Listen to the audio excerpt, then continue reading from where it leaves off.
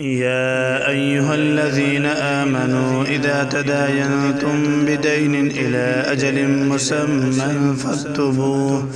وليكتب بينكم كاتب بالعدل ولا يأب كاتب أن يكتب كما علمه الله فليكتب وليملل الذي عليه الحق وليتق الله ربه ولا يبخس منه شيئا فإن كان الذي عليه الحق سفيها أو ضعيفا أو لا يستطيع أن يمل هو فليملل وليه بالعدل واستشهدوا شهيدين من رجالكم فإن لم يكونا رجلين فرجل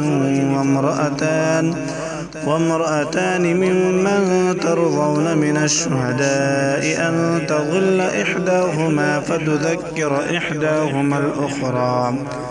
ولا يأبى الشهداء إذا ما دعوه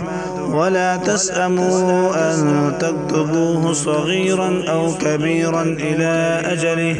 ذلكم أقسط عند الله وأقوم للشهادة وأدنى ألا ترتابوا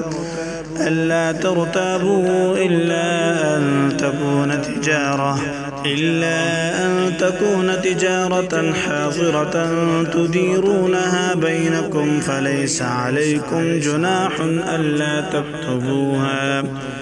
وأشهدوا إذا تبايعتم ولا يضار كاتب ولا شهيد